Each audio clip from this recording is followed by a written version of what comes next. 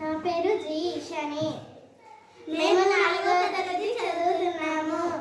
ఎవరు నేను కొమ్మలతో ఎత్తుగా రెమ్మలతో గుబురుగా అవని అంతా దుముకున్న ఆకుపచ్చదనము నేను. పూల పరిమళాలతో గాలి చల్లదనంతో పండ్ల తీయదనంతో ప్రేమగానే పిలుస్తాను.